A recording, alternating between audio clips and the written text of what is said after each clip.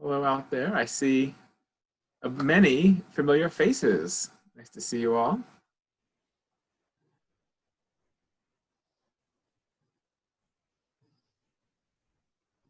Okay, I think we're going to get started.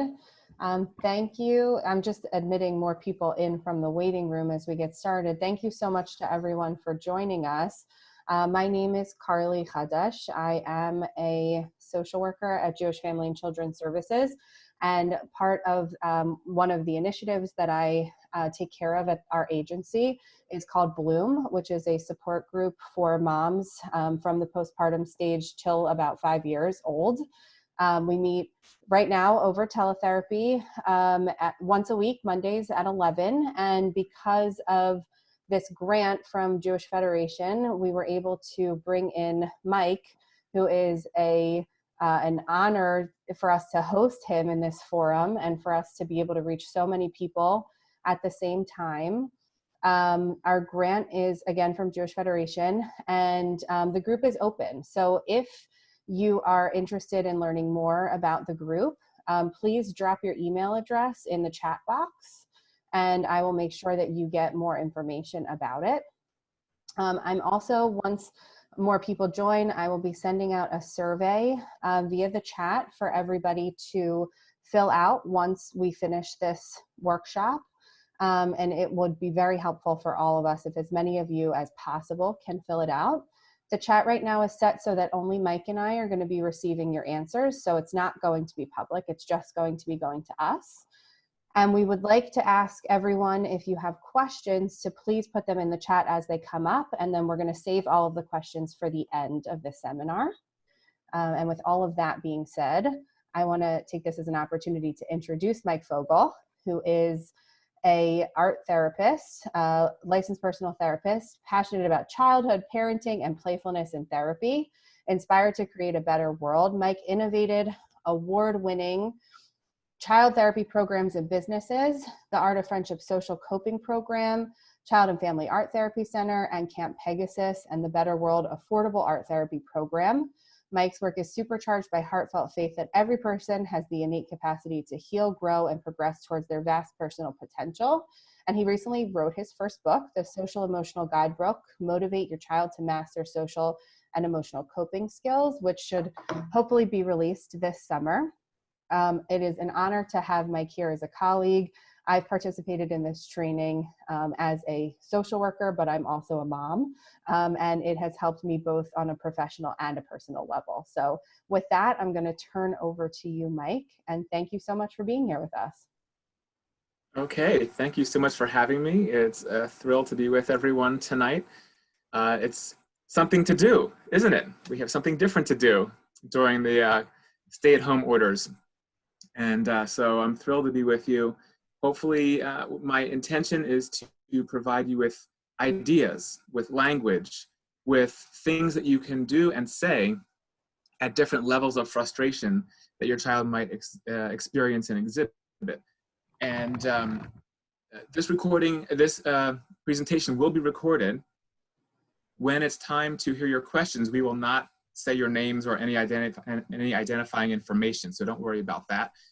And it will eventually be posted when it's edited into smaller chunks. We'll put it up on my YouTube channel, which is Mike Fogel's Art of Friendship YouTube channel. And so you can rewatch it in chunks later if you wish. And so let's talk about frustration, anger, meltdowns. All these things can happen at any time and anywhere. And now we have this additional component that we're going to talk about, which is during the social distancing. And families are home together on top of each other 24/7. And at times, let's say that nerves can be a little heightened. People can be a little more irritable. At times, maybe people get tired of each other. You don't have the opportunity to get much distance from one another, ironically. We're social distancing, but we're on top of each other as families. It doesn't take social distancing to make someone mad or frustrated, though. This can happen to anyone of any age, anytime, and anywhere. And so anger is really a completely normal human emotion, but sometimes it gets a bad rap. And often, too often, we really pathologize it, right? Or even stigmatize it, and it's evil, right? We demonize anger because of usually the consequences of it. It's distancing. Anger can fray relationships. At extremes, it can be destructive, right? Things can break, you can hurt people's feelings. So anger, I think, is sometimes misunderstood for what it is, and certainly for how caregivers can support it. So we're going to talk about that. Some of the things I'm going to share might feel a little counterintuitive, actually. So we're going to talk about that. So anger, as we said, is normal. But then there are those times where it becomes excessive. So really what we're talking about is anger and frustration are just degrees on maybe a continuum of the frustration continuum. Anger is higher, and then meltdowns and tantrums are the highest level of this continuum. And so when it's excessive, it can really ruin relationships, as I said, injuring others physically or emotionally, or even destroying property.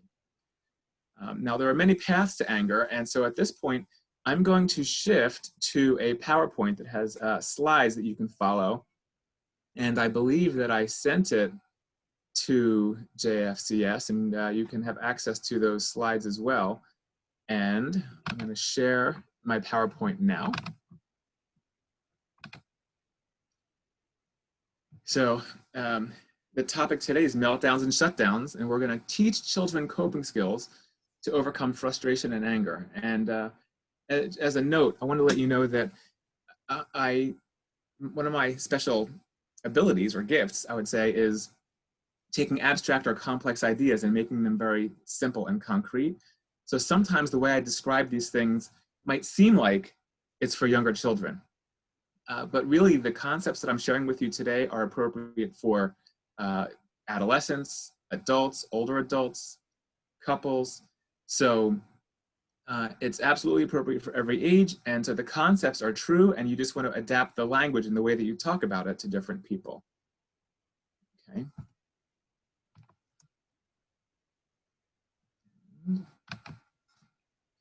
So first, I do want to talk about that there are many paths to anger. And so this is going to be 2 seconds or 2 minutes of theory in quick form. And this is called a biopsychosocial assessment. When a therapist is getting to know a new client, you're thinking about them holistically, all different aspects of their functioning. And so there are these 3 columns that you see in front of you. Reading left to right, we have the biological factors. It's the bio column. That's your hardwiring. It's genetically informed. It's your neurology. It's your brain wiring, right? So that's why we have the brain icon there. And you can see the different aspects of cognitive functioning that go into that. It's people's temperament, their IQ, their intelligence is largely genetically informed. Sensory integration, how they take in information through their senses. Does that work really well and smoothly? Learning and processing style. So this could include how they just understand the world, and at extremes, that suite of skills is related to learning differences. Executive functioning has to do with flexibility, problem solving. Executive functioning also has to do with sequencing and understanding cause and effect. That if my behavior, if I do something, that's a cause, then it affects. There's a reaction, action and reaction, right? So that's executive functioning. That's also related to impulse control, and that's tied into, some people call that sort of the ADHD suite of skills, of cognitive skills. The next part is social communication, which is related to social skills. Flexibility, understanding other people's perspective. Why did this person do this? Does someone else have evil intent or selfish intent, or was it something more neutral? So if you misunderstand the world because you have weaker social skills, social communication skills, that could also be kindling for frustration or anger. I'm going to mention the next one, the brainstem, and we're going to unpack that a great deal in one of the next couple slides. And so I'm going to mention that and move on. So all those bullet points right there, when I say hardwired, we can't take that away from the individual. You and I, each of us on this Zoom call, all have our own unique wiring with our own strengths or weaknesses. And so if you look back at the top of the column, you can see there's a plus or a minus. We all can have positives or challenges in this column. Right? Let's swing all the way to the right column, social factors. That's your environment. And really simplifying, the far left column, the bio column, is nature, and the far right column is nurture. If you remember that argument that even goes back to the movie Trading Places, right? Are you born this way, or were you influenced by your world? And so this too, your social factors can be strengths and benefits, or they can be challenges. And so if you go down this column, it's all the things around you or your child. Parents, what's your family system and culture like? Extended family, your race, culture, and religion, all those things play a part in who you are. How about your school? Is your school safe? Is your school a good fit for you, or is that a stressor? Or is it supportive? Is it properly supporting the child? Same thing with camp. Are there any external supports or therapies? And so if there are a lot of stressors or challenges in this column, in the social column, that can lead to people's anger. And that's, in fact, I think people tend to think of that more as a trigger. Oh, this person is from a difficult home, right?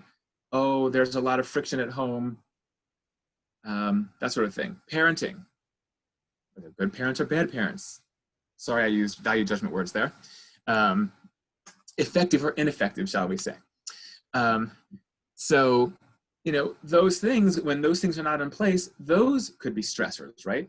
So now if we take the sum of these parts, you have the bio column on the left, which can help you to be really effective, problem solver, flexible, socially able. Or if you have weaknesses there, that can cause stress and tension. And then also on the emotional side, on the environmental side, you have those things can be strengths or challenges. So what is this middle column? The middle column are someone's psychological factors. This is what's growing inside your child. Adults are still growing, although at a less rapid pace. And you can see that I have this gear icon there. Those gears represent, and if you look at my little box on the right, it's how the child meshes with the world, right? Is the child meshing smoothly? So that here's the child, here's the world, and we're hoping that the gears knit so that they can engage really well and the machine runs well. And if you're in the mental health world, that's also called the ego. And so child development, kids engaging with the world, need to stay calm enough, right, and self-regulated so that they can stay engaged, they can stay meshed like gears with their world. When there's heightened levels of frustration and when there's anger, it makes it hard. The gears grind. Sometimes there's distance, they leave and you run away and there's no contact. So things break down if the child doesn't have an effective enough stress-busting machine. So the job of the psychological column, the psycho column as I call it, is to keep the individual calm enough to stay engaged with people and with developmentally appropriate tasks, with school, right? And so how do we come by that? Over time, theoretically, people go through life and we learn through trial and error, oh, this worked for me, I'm gonna do more of that. This coping skill, oh, that didn't work for me. That blew up in my face, I got in trouble, I'm not gonna do that. So we have these learned coping skills, learned social skills. And so that's the middle column. When there's someone who melts down a lot or carries a great deal of tension with them all the time, we can assume and believe that it's because there's a gap in their coping skills. Maybe they didn't learn it.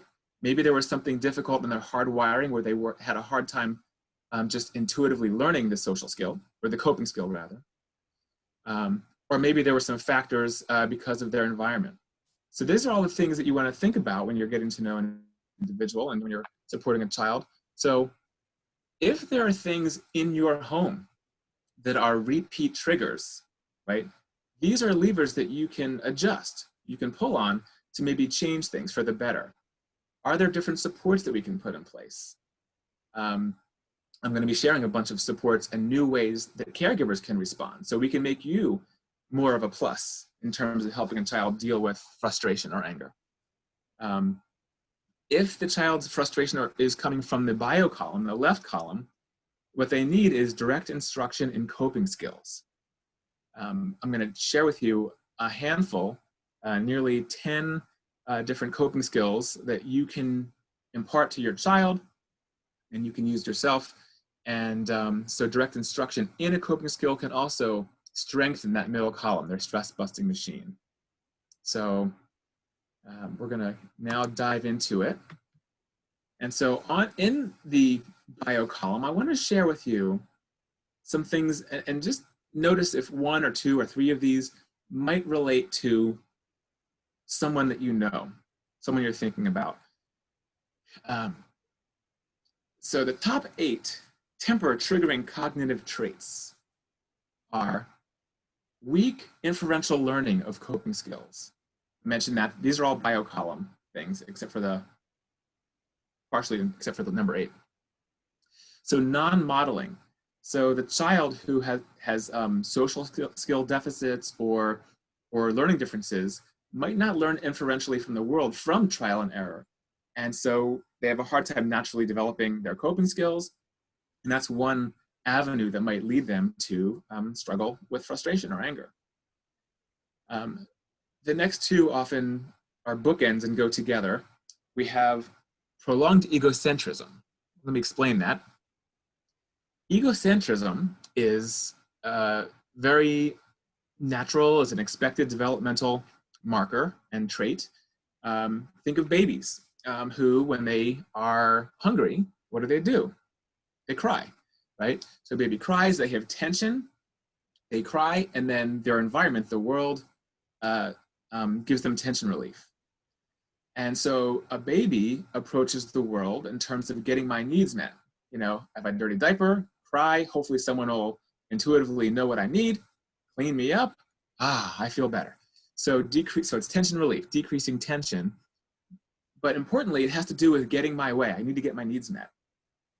This is normal in child development. It lasts strongly through age 3 and age 4, and then it begins to wane up through age 7 or 8 in typical development.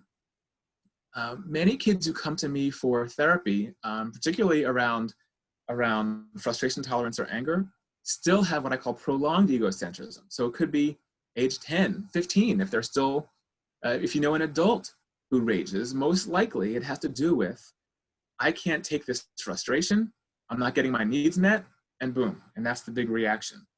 So we have to help them maybe take a different perspective and learn a broader perspective, zoom in and zoom out.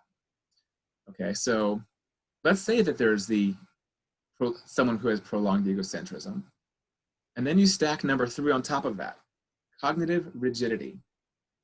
People can be inflexible for reasons stemming both from the bio column and the social column. Some people are wired in an inflexible way. And many of those bullet points that I mentioned, executive functioning, the ADHD suite, kids with social skills challenges on the autism spectrum can be wired in a more rigid way where they're not as flexible. Certainly people with learning differences also. So there are a lot of avenues towards inflexibility from the bio column. And then from the environment, if someone has a lot of stressors in their life, a lot of conflict, not a lot of support, and so they can also become pretty brittle as a coping skill. Okay, if my world and my feelings feel out of control, then I'm going to lock down. I'm going to say, no, it has to be my way, right? I'm going to control what I can control. And you might even say that I'm going to over control, right? I'm going to hyper control everything so that I don't lose it. Well, what happens as soon as the world demands flexibility and you can't control it? There you have the kindling for a meltdown. So Inflexibility is huge. We need to work on flexibility of mind in order to help people not be as angry. The next two, 4 and 5, are companions. Ineffective assertiveness skills. People who have weaker assertiveness skills don't know really how to stick up for themselves well. So you'll see we have a slide with a coping skill for that. So they wind up on one of two extremes. Either they choose the path of least resistance and they silence themselves so they don't assert themselves, which makes them passive. Or in the other extreme, they wind up asserting themselves, but they've been holding it in, and then they explode. So their assertiveness is actually aggressive, which defeats their purpose. They may not get their needs met because they've now squashed the person that they're trying to get help from, or crushed them with their anger, with their words, or with their, hopefully nothing else, but nothing physical. So ineffective assertiveness can lead to frustration and anger. I'm a deer in the headlights. I'm not getting my needs met. Frustration rises. That's kindling. Its cousin is number 5, which is weak problem-solving skills. This comes out of the ADHD suite, that executive functioning. And problem-solving involves first the recognition that something is wrong, right? Uh-oh, there's an obstacle here. Something is not right. Then secondly, the effective problem solver starts to generate options, right? You get, plan A, plan B, plan C. Might this work? Might this work? Might this work? But our gang, who we're talking about tonight, those kids who have high frustration or meltdown, if they're lucky, if they're fortunate, they generate one problem or one solution, and then perhaps they try that same solution, but they try it harder and harder and harder, louder and louder. And so it's trying to, shove that square peg in the round hole. And then when it finally doesn't work, they don't have plan B or C or D. And so that can be a trigger for higher frustration. So we need to develop their problem-solving skills. Okay, next, number 6, black and white thinking. People who are black and white thinkers have only 2 mental boxes or cubbies into which they can organize their experiences. So everything's all great. This is the best. It's all bad. It's the worst. Fair, unfair. This task is impossible. It's simple. It's easy. So you can see that this profile is that people tend to break it down into such extremes that it actually causes sort of swings of emotion.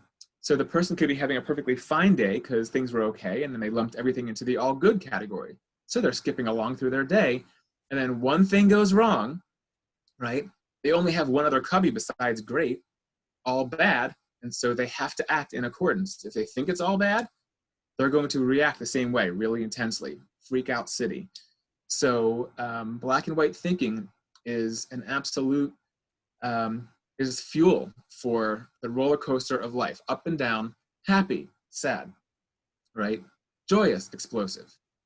So we need to work on some shades of gray. I'm going to share ways to come up with that, to develop that. Heart-whole thinking is code for not being able to see the forest for the trees. People who over-focus on details and miss the big picture.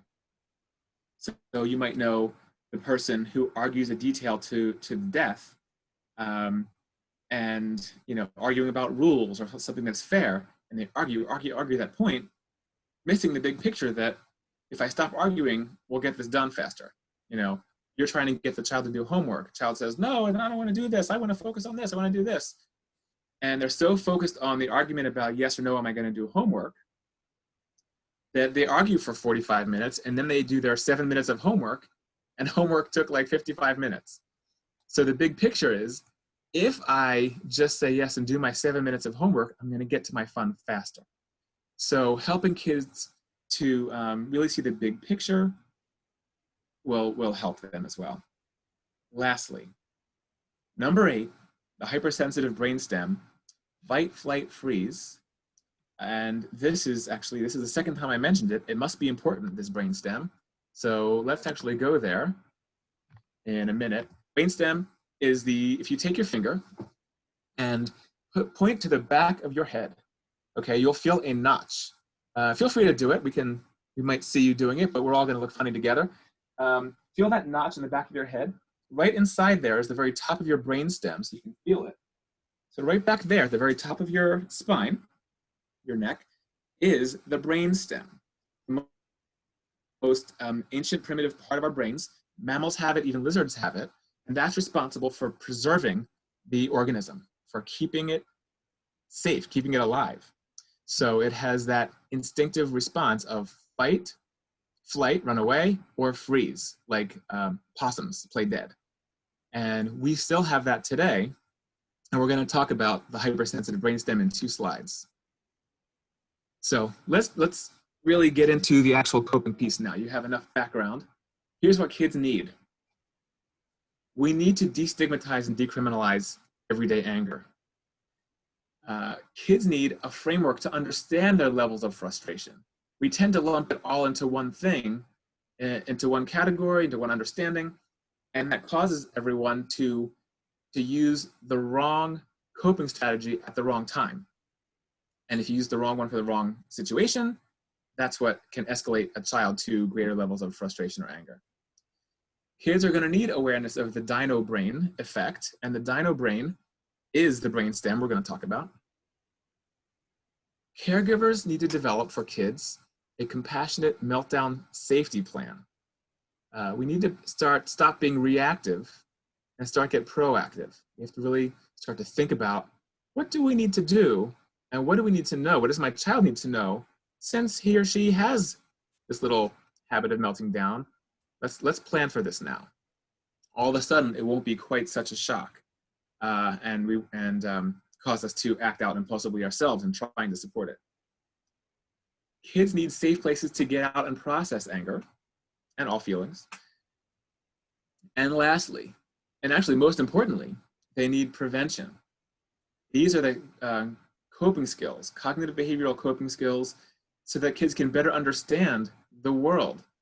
They will be able to better rationalize their experiences so that they don't flare up into such extreme anger, and they'll be able to stay engaged with the world, just like those gears showed in that first one. So from now on, I'm going to be showing you actual posters that I've created with kids. These are coping skills posters.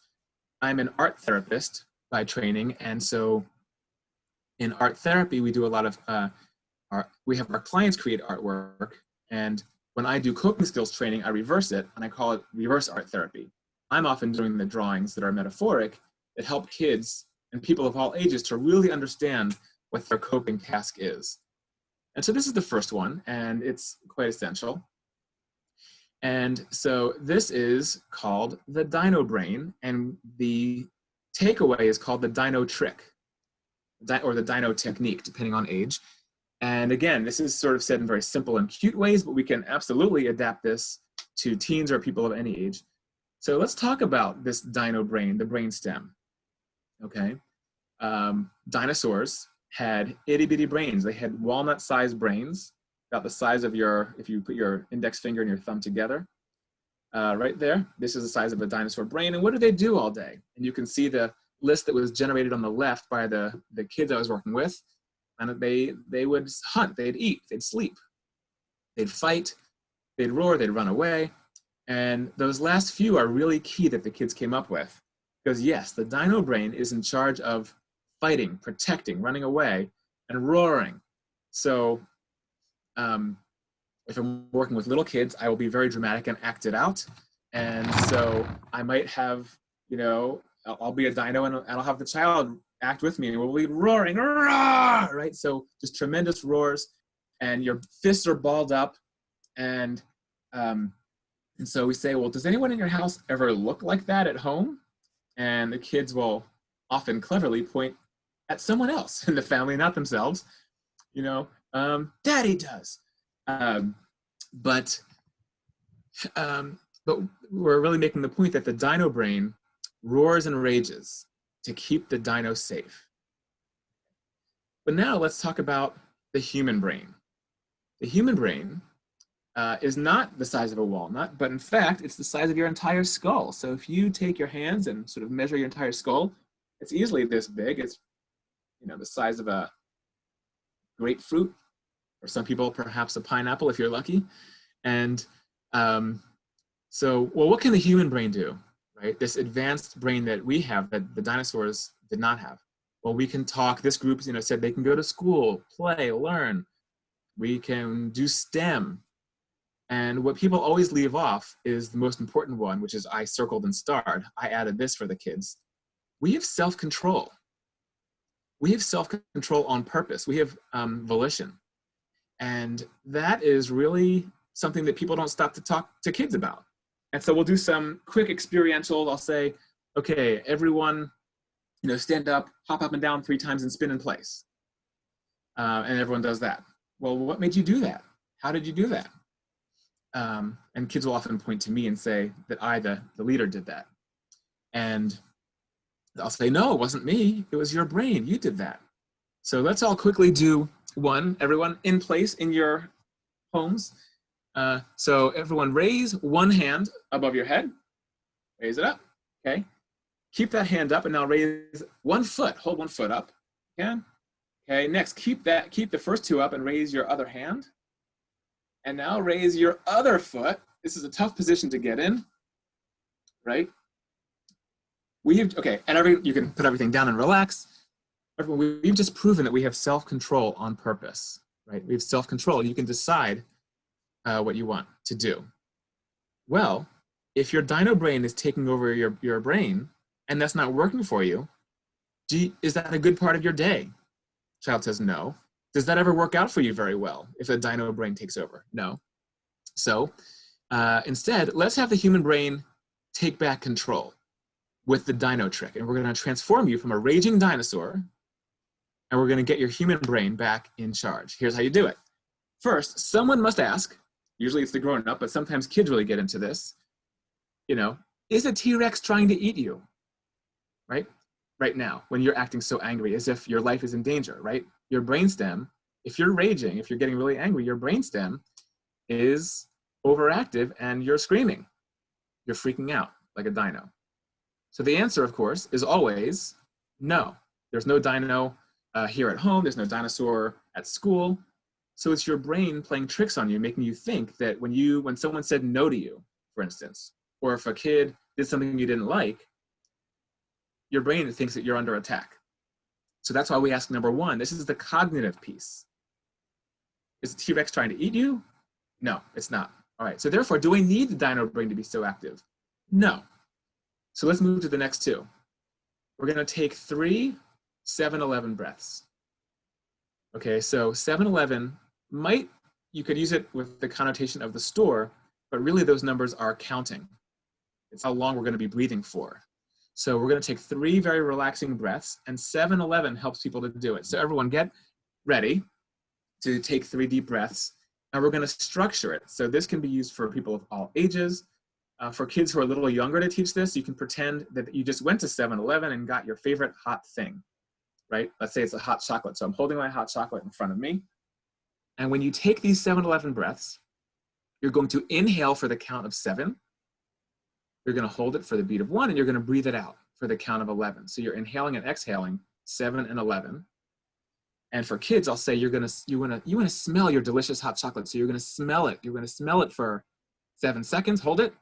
But then it's too hot, so you're going to cool it off. You're going to blow on it for the count of 11. So you can make it more concrete for younger minds, or you can just leave it abstract for older people. All right, let's all do 3 7-11 breaths. Ready? So notice how your body's feeling right now before we do this. You do a quick check-in with your body. Okay. Where's your tension? Shoulders, chest, stomach, anywhere. All right, so now, everyone, take your cup of coffee or hot chocolate, and we're going to inhale for the count of 7. We're going to do this 3 times. Ready, get set, go. So suck in, ready? 7, hold it, and blow it way out.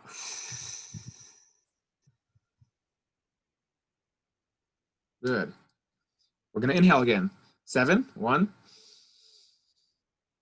7, hold it, and blow it way out. 11, good. Last one, inhale for 7. 7, hold it, blow it way out. All right. Everyone, just check in with yourself right now. Notice, how's your head feeling? How's your chest feeling? Your stomach, right? How are your arms and your extremities feeling already, just from 3 deep breaths? We've just taken in so much additional oxygen with those deep breaths. Your bloodstream is now delivering all that oxygen to all your muscles and all your extremities. So you're probably feeling a sense of relaxation. Some kids say, I feel lightheaded, I feel dizzy. Some kids say, my stomach feels empty all of a sudden. Okay, and then, so that's step 2, 7-11 breaths. And the third one is shake out your anger, because if you look at your screen of me, usually people are balled up, their shoulders are up here, and you have fists when you're really screaming, oh, I'm so mad, and your arms are down at your side. So everything is tensed up because you're ready for action. You're ready to fight or run away like a dinosaur when your dino brain takes over. So we want to do the opposite of what the dino brain wants, which is why we're breathing deeply, and we're going to shake it out. So literally just loosen everything up, shake it out. You can shake it out. This is something you can do at your desk at work. You can do this in traffic if you're an adult. Kids can do it at their desk at school. And then we put it all together. So the whole dino trick is someone says, number 1, wait, is a T-Rex trying to eat you? It goes, no. All right, well, let's get your human brain in charge, all right? And now we're gonna do everything together. We're gonna do 7-11 breaths and shake it out. Are you ready to try it, everyone? We're gonna do this just one repetition for now. So everyone shake it and count to 7, and we're gonna blow it out for 11. Ready, get set, and go. Ready? Don't forget to shake it out and breathe it out for 11. Congratulations, you are all using your human brain now. You're all so relaxed. So that's the dino trick. And this is just a clever, kid-friendly way to teach the brainstem what its impact is, how it hijacks the mind, but how we have the ability to get that human brain back in charge by doing the opposite of what that dino brain wants to do. Next, we are up to the framework for understanding levels of frustration. We call this feelings GPS or emotional GPS in our programs. And now this is one that poster that I use for training purposes.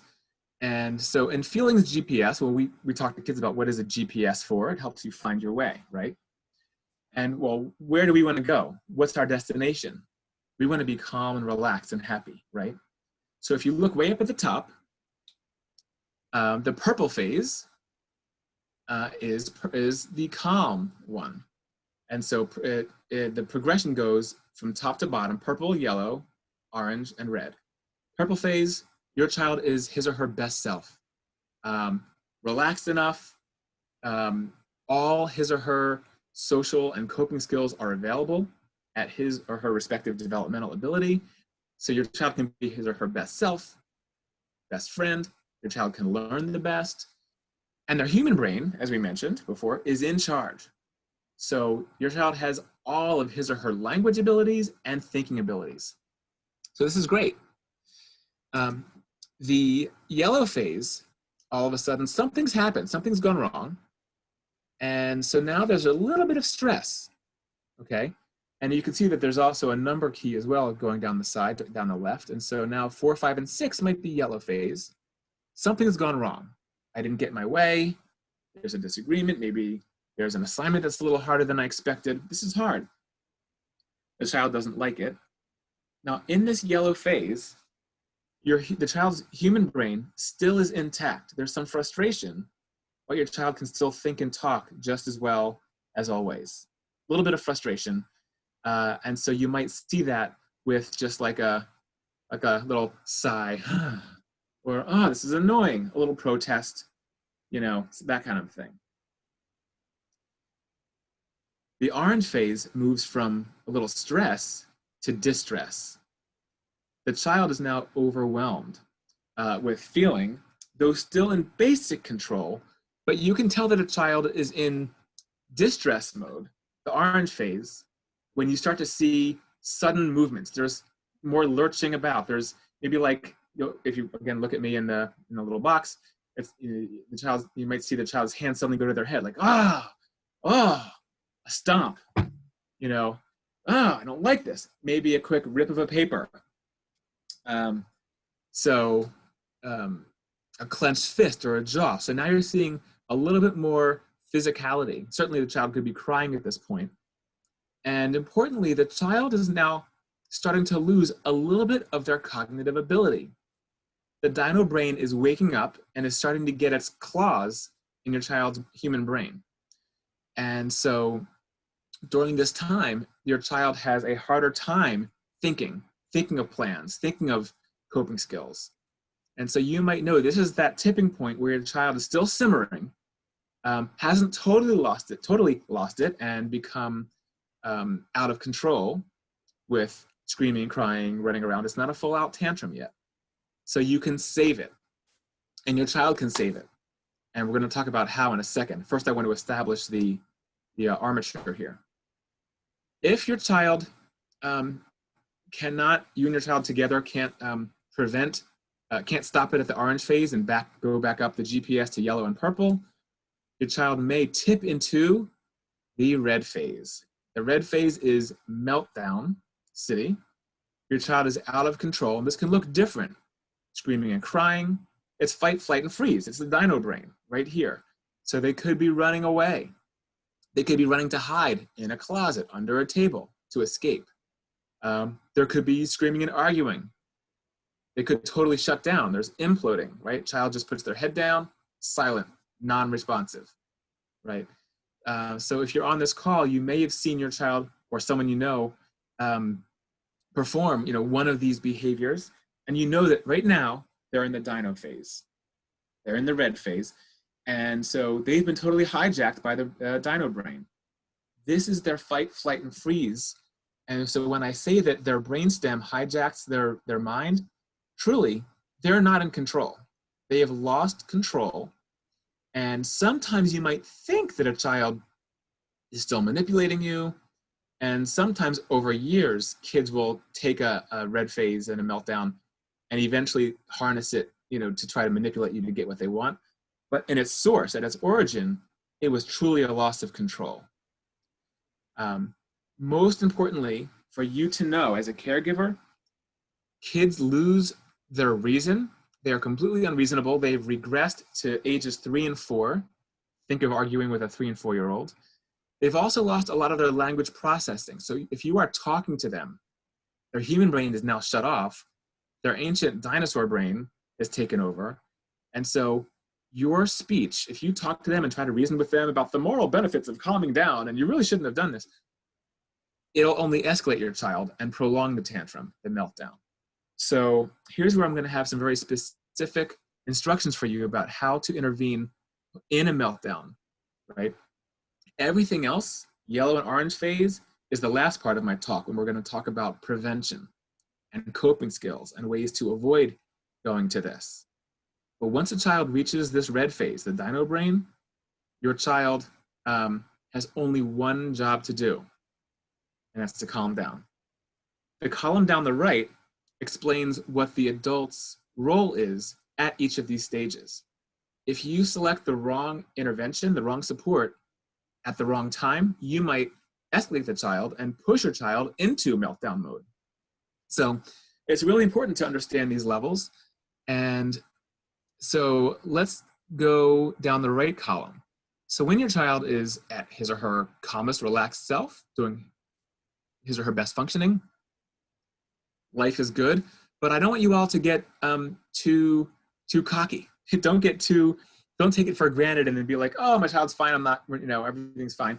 We actually want the child to be prepared that something could go wrong. So you want to use all of your tools and all of your flexibility and coping skills. So be ready for anything. And so if something goes wrong for you as the caregiver, you're mostly just saying like, you guys are doing great, how much fun you're having. But if something goes wrong, you want to start to facilitate. You want to intervene with question form. Question form means, how do you want to handle this? So you can ask these kind of questions. Notice it's open-ended. How do you want to handle this? Leaves it completely open to the child's creativity.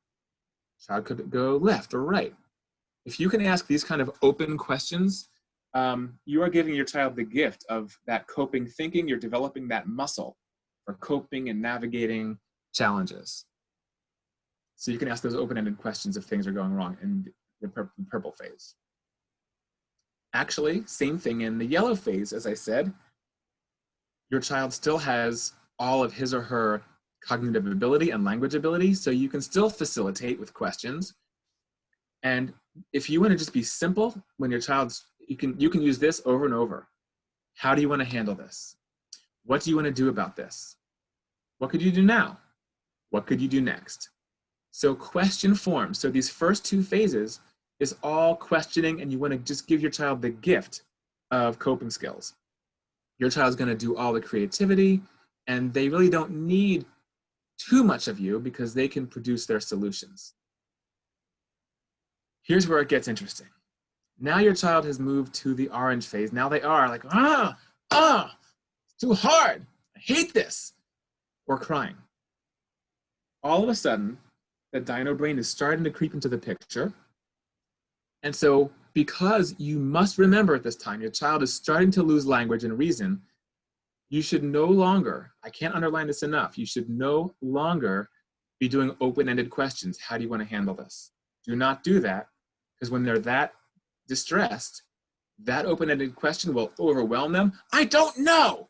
They'll start yelling, and you actually could either keep them in orange or even push them to red.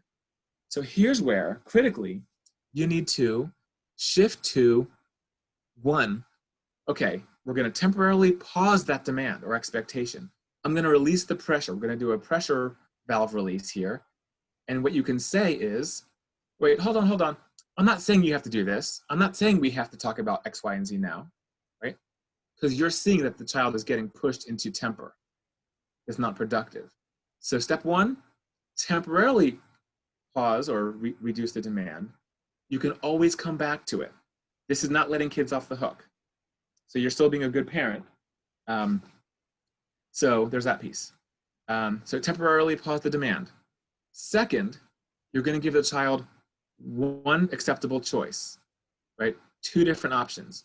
Okay, we can try to problem solve this now, or we can take a break, right? Something really simple. Notice it's called an acceptable choice, which means either thing the child chooses is okay with you, and it will help to avoid the dreaded red phase. You do not want the child to lose control. It feels so awful for the child and family. So again, orange phase, your child loses, is distressed. You're seeing these sudden louder bursts of movement or volume. And so step one, I'm not saying we have to talk about this right now, right? Okay, let's pause. And then secondly, let's see, you can calm down here, or you can calm down somewhere else, right? You can calm down here, or you can go to your room for a little bit. We can problem solve this, or you can get a drink, you know? We can stick with this, or you can get a snack. So anything that's acceptable while pausing let your child get back to the yellow or purple phase, and then you can reattack that same issue. Really important. You are still a good parent if you are doing this. In fact, I think you're a heroic parent because you're helping to guide the child back to effective coping and problem solving. Okay. This last part is the dino brain, the dino technique. This is, we're going to spend a little time on how you can handle tantrums and meltdowns. I'm going to need an assistant from my home. And so in a minute, I'm going to call my son who's in the room waiting for his cue to come and do a role play with me. But beforehand, so remember, as you can see, the first two phases, open-ended. How do you want to handle this? Orange phase, your child is beginning to lose cognition, lose their thought, lose their rational thinking. So you've accepted the narrowed choice, you've narrowed their choice to two. Red phase, there's only one thing your child can do. Your child is out of control, and the red phase, a meltdown, effectively is an energy wave that takes over your child. And if you think of a wave in the ocean, what does it do? It keeps rolling towards the shore, it rises, it crests, right? It crashes on the shore until it runs out of energy, and then it recedes. Same thing happens with a child during a meltdown. You can't talk your child out of a red phase. You might be able to talk them out of an orange phase. But your words, there's nothing that can happen because this wave has been activated. So therefore, your child's only task is to calm down. One choice. Okay, so first, if you know that your child has a habit of melting down, you want to make the anger plan that I mentioned earlier. All right, here's our meltdown plan. First, let's think of a safe place. Could be at home, somewhere in the house. You could have one on each floor. Where can you go if you're really upset, if you're really mad? And so you can establish a safe and good place for the child to go if he or she is in red phase on the first floor, and maybe there's another place, maybe their room on the second floor, if you have that kind of a house. Or maybe there's one place. Now this place, again, we're destigmatizing anger, so this is not a punishment where they have to be in solitary confinement. We actually want there to be comforting items there. Books, drawing materials, fidgets, putty, clay, anything, stuffed animals, anything that might help the child regain their calm and their control. So this is actually a compassionate response to temper, because as we're learning tonight, it's not your child's fault. When they get to 10, to a red phase, it's not his or her fault. They've lost control, and they don't need us to make it worse by rubbing their noses in it, by offering consequences. It just needs to pass. So if you are out and about, when we are allowed to go out and about again, let's say you are at Target, and there's the classic meltdown near the toy aisle. Your child wants to get toys, you say no, and there's the meltdown, right? You can have a calming spot. You could prearrange that a calming spot is right outside the door, so you quickly hustle the child out the door if possible. More on that in a second. Or perhaps it's in the car. The car is a nice sound booth, a soundproof booth where you can go to cry it out, let that wave pass. Some kids will freeze and drop in place and continue tantruming. We're going to get to that right now. Okay, your child hits the red phase, screaming, ah, dinosaur brain, I hate you, you're the worst parent ever, right? Picking things up threateningly as if to throw, maybe they are throwing things. And so you say, wait, you're upset, your only job is to calm down, and I'm going to be over here. That's the script. Wait, you're upset, your only job is to calm down, I'm going to be over here. All right, I'm going to borrow my son, Sam, is going to join us, and he's going to help us demo this. I'll show you what it looks like. So we're going to do a little rearrange here for a moment. All right. All right. So everyone say hi, Sam. And so Sam is a tantruming, melting down young person. And I have him in a seat so that he's about a kid's height. We're going to get down on the child's level really quickly. We're going to swoop in, and you're going to see, I'm actually going to use a little tactile input. I'm going to put my hands on him, on his hand for a minute. When I say my piece, you're upset, your only job is to calm down. Then I quickly release, and I'm going to back away back to here. So this is what it looks like. Okay, so you're tantruming. Okay. Sam, you are upset. Your only job is to calm down. Okay, I'm going to be right here. Right, so he's there, you may, right? Now notice, I come over here. So let's say I'm about like 10 feet away, and I am not going to stare him down and watch him continue to cry or melt down, because that's going to escalate him, right? Think of a creature in the animal kingdom that feels threatened, its dino brain is taken over, and now something is staring at it, right? That eye contact, that boring down eye contact can escalate the child. So you can still keep an eye on the child with your peripheral vision. So I can look straight ahead this way. I'm looking over here. I can still see Sam, and I can just make sure that he's safe, that he's not doing anything dangerous. So you can back off, and notice I'm staying low. I'm squatting down right now because I don't want to be coming in and towering over him. Sam, your only job is to calm down, because we have this height differential. Notice I'm even out of the picture. And that height differential could still again, it's his dino brain that's taken over. So it's not thinking, it's just thinking about protecting him. So if you come in tall and high, you might unwittingly make him think that you're a threat, even though you're not. So you come in quickly, you're set, you swoop in, maybe 2 hands on forearms. You're not grabbing because you're angry. 2 hands in, just a little tactile pressure. You are angry, your only job is to calm down. Okay, I'm gonna be over here. So that tactile pressure on the arms sometimes helps to just sort of snap a child out of it just long enough to hear your very quick message. Your only job is to calm down, I'll be over here. Okay, and I've done this talk enough times to know that there are a lot of common questions from parents and caregivers, so I'm going to talk about a lot of the possible tweaks that we have to do and adjustments and all the things that can go wrong. So thank you, Sam. You can wave to the crowd. Everyone wave to Sam. Okay. Thanks, Sam, for that little role play. We are good.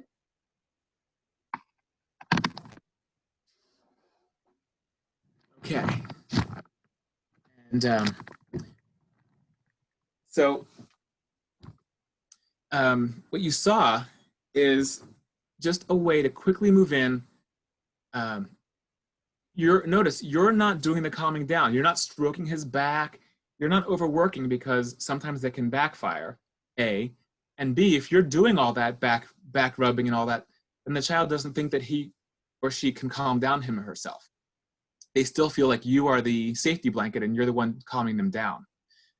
So it's really helpful for you to say, like, and you can do it. And you'll see, if you start to try this, you'll see that wave of energy rise, it always crashes, and then it recedes. And there's this moment when a child has completely moved through that whole tantrum energy wave, that suddenly their face will look like their usual face. All their facial muscles will sort of return to that relaxed state. Their voice will suddenly sound like themselves again, and they'll be like, what's for dinner? You know, like the child often, might not even acknowledge that something just happened, and they're kind of ready to move on. Now, you might not be. So now I'm going to talk about some of the things that you need to do to make this effective, and also some of the other different situations that can make it tricky, extra tricky. 1, watch out for your own emotions. We're all human, and we have something called mirror neurons. We pick up other people's rates and emotions. So if you're with someone who is raging and screaming, you'll find that your heartbeat starts to go up, and your dino brain actually might be activated a little bit because it can be threatening. So make sure that you are doing your own 7-11 breathing. You have to breathe. Absolutely, breathe during the entire thing. And what we found when at Camp Pegasus, I often have melting down children in front of me with me. I'm helping them to de-escalate and calm down. And I'll be breathing, doing 7-11 breathing. And not only am I keeping myself calm, but I believe that my calming breathing is starting to slow them down, but non-verbally, right? And sort of subconsciously, so the child doesn't know it. I'm helping to pace them with my slow breathing. So that's one thing. Make sure that you're breathing during this. Second, remember that you have different feelings than your child. Often, we feel like when my child's upset, I'm upset. My day's not right either. But you might have been having a perfectly fine day before this tantrum. So you don't need to ruin your day or to be carried away with your mirror neurons and pick up their rate. So you can even say to yourself, this is something that you can say to create a healthy emotional boundary, which is you can say to yourself, wait, I was having a perfectly fine day. These are your feelings. Say that to yourself. Don't say that to your child. So, wait, my day was going fine. This is your deal, right? It's like Dirty Dancing. This is my dance space. This is your dance space. So you really want to create that emotional boundary so that you're not swept away in the moment. So you do that, and you're breathing, and you're keeping the child safe. Questions that usually come up from parents are, What if my child doesn't go to a calming down spot, right? If your child drops to the floor or just stands in place and tantrums, then you leave and create more distance. That's fine too. As long as you know that your child's safe and there's not going to be any destruction, you can say, I'll be over here, and you can be farther away. You can pick up a magazine. You can do something else that also provides a little more distance and acts like you're not staring at them as you're keeping things safe. Also, people ask, what if my child follows me, right? I'm trying to get some distance and my child's pursuing me, screaming, acting threatening. So really what we often talk about, and I've had feedback that this actually worked with several families, is you go to the bathroom, grab your cell phone, grab a magazine, something to occupy yourself, go in there and lock the door, and with that physical visual barrier, taking you out of the child's sight, sometimes they calm down faster if you are still one of the triggers, one of the things that keeps it going. And then you just outlast them, child calms down, and on the back end, your message to the child is, you did it. You calmed down. I knew you could do it. And if you use this regularly, and you're adding additional calming down structures that I'm going to tell you about, then all of a sudden you're moving from meltdown and this tantrum lasts forever to, wow, last time you calmed down in 33 minutes, today it took you 27. That's your record. You calmed down even faster this time. I wonder if you can beat your record next time. I noticed the language is you. You calm down. You did it. I knew you could. So that's the message to the child. You did it. You did it. And it's not you have to calm down now. Your anger is not okay. You're going to calm down as soon as you're able, right? Okay. Other problems that parents bring up. What if we're in public? Let's go back to the target situation. If you have your safety plan in place and you and the child worked out, okay, we're going to go to the car, but your child, starts to dig their heels in. One thing that parents can do is, if you take your child by the forearm, by the wrist, not by the hand where you can jerk their joints here. You want to yank any joints out of socket, but if you grab them by the forearm, right, and then you just start walking, you hustle, and you start to make a beeline. Your child's going to be like sort of hop skipping like this, hanging onto your hand, and you can, if you just get up a little head of steam, your child's pretty much going to go with you because you're moving, right? Once you get their feet moving. Now, in some cases, so this is just a way to have the child finish their meltdown, have that angry wave complete itself, maybe not in the middle of the world where it can be really embarrassing and shaming for the child. But again, if your child drops to the floor and is too big to move, then there is nothing to do. Then the two of you are there and you say, I'll be right here. Your only job is to calm down. I'll be right here. You just back off a little bit and you're just going to make sure that no one gets hurt and nothing gets broken. That's all we can do. There's no lecturing. If you start throwing out wild bribes, if you do this, I'll take you to Disney World. No, your child has all the power. And what does this teach the child? It teaches the child that if I tantrum, my parents or my caregivers are going to throw, all kinds of rewards at me. That is devastating for a child's development and self-control. So we do not want to reinforce it by throwing any kind of rewards at it. If you want to tie a reward system into this, the best way to do it is proactively. You say, like anytime you break your calming down record, that could be another star, So that's proactive, it's not reactive. Or just anytime that you calm down, that's a star. So you're rewarding the calming down, you're not rewarding the tantrum. If you do it that way, it's fine. It's how you language it. But if your child's in the throes of a tantrum and you're starting to throw escalating prizes, and then your child has you on a string and you're the yo-yo, they're playing you.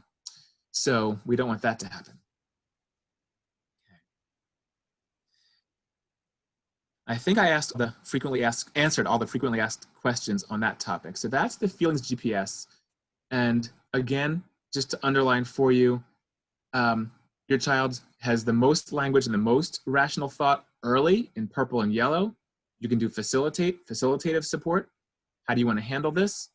Moving down, they're losing their language, they're losing their rationality. So there you want to move to orange phase, acceptable choices, and then red phase, one choice. Your only job is to calm down. I'll be right here.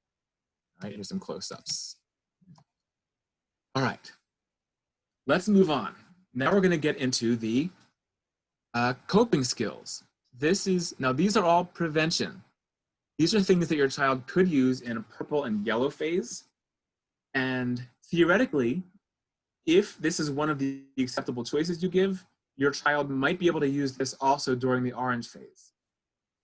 Everything that I'm going to share from now on should not be used during the red phase, because I've heard parents say that they tried to say this poster, take the road to happiness, when a child was in the red phase and they were melting down, and the child said, that's stupid, Mike's ideas are stupid, forget those posters, right? Because they're screaming, they're beyond technique, their only job is to calm down.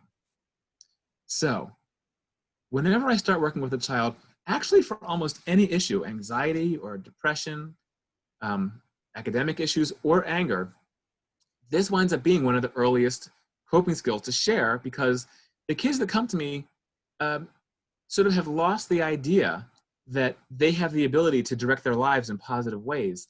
They've become passive players in life, and the world happens, something goes wrong, and then they feel like I'm just a deer in the headlights and the world happens to me. So that's called having an external locus of control. The world controls me, I don't control myself. So we talk about this in story form. And so whenever I talk to people of all ages, I might draw this simple line with a stick figure on it, and I say, here you are walking the road of your life. Okay, and you're walking along, and then you can see right at that stop sign, the road splits. And you could go up, you could take the road up to the road to happiness, right? Now, the road to happiness could also be code for the road to success, the road to self-regulation, the road to calmness. You can insert the appropriate word. So you could take the road to happiness, or if you're not mindful, if you're not careful, you could go crashing down that zigzag road that leads to the road to struggle, the road to anger, failure, sadness. So which road would you choose in a perfect world? Kids always say the road to happiness, the road to success. Okay, well, how do you do that? So we talk about how our lives are filled every day with big and little choices. We have, would you like chocolate or vanilla, right? Paper or plastic. So we all have choices. You're driving and there's a traffic jam. Do I stay in this traffic, or do I try to take a shortcut that may not be a shortcut? What might work? So I'm thinking in that thought bubble, what might happen if I do this? This is anticipating consequences. It's thinking of consequences. Thanks, Dad. And it's stop and think. So right at that point where the road splits, you can see there's this orange spot. We call that decision point. And so this poster has to do with life is a series of decisions. And at that decision point, you have to stop and think. This is obviously hard for people who are impulsive. People with ADHD, especially the hyperactive end of it, have a harder time. That doesn't mean that they can't learn it with a lot of repetition and other cueing. So, but still, we want to put it out there that you have the ability to make these choices. Let's say your sibling is annoying you and your fist is balled up, you're ready to let it fly. You still have a choice right then. Do I hit my sister in the shoulder? Right? The shoulder's right there. I could do it. It would feel so good. But what might happen if I do this? I might lose computers tonight. I might lose all my screens for a week. I don't know. So think, should I do that, or should I walk away and get help? Drop the fist, walk away and get help. Right? Great choice. Right? You have the choice. Your dino brain's taking over. Do you do your dino technique? Right? Do you take those 7-11 breaths and shake it out? That would be the road to happiness. Or do you forget to do that, and do you wind up losing it? So you create this compare contrast, and you start to ask the child, what would you rather do? And the child, and from then on you say, all your caregivers, your teachers, mom or dad, we are going to be watching for all the times that you take the road to happiness and you make those great choices, okay? So right there alone, you're setting it up. Some kids are able to do that freely of their own intention. Some kids, if you are working with a reward system, you can attach stars or rewards to their use of coping skills like this. Anytime we see you take the road to happiness and make a great choice, that could be, you know, a token, a sticker, whatever it is that you use for your reward system. This is still appropriate for people. I've taught this to 25-year-olds. I've taught this to 17, 19-year-olds. So this is essential for life. And you can see I taught this to an older person because I have the more advanced term, self-determination. For younger kids, we'd call it making great choices. The next prevention coping skill has to do with creating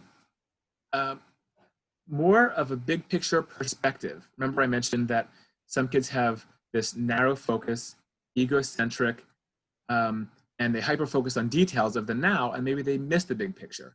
So this coping poster is called the big deal-o-meter. And we're going to measure what's a big deal and what's not a big deal. People of all ages can benefit from this. This is cartoony because I taught this to a younger group actually. And it still has the same colors as emotional GPS. So if a thermometer measures temperature and a speedometer measures speed, what does a big dealometer measure, right? That's what we're talking about with kids. It measures what's a big deal. So if you are in the purple phase, you are happy and relaxed, you can say no biggie. Whatever's happening is no big deal. And so that's one catchphrase that comes out of this immediately. Look for chances to say no biggie for as many things as possible. Can you make this no biggie? Can you make that a no biggie? So that's one thing. That's kind of the quick and easy one. If you are going to teach this to a child, here's how you do it. You pre-make a scale of 0 to 10. 10 is freak out city. You can see there's an angry face at the bottom.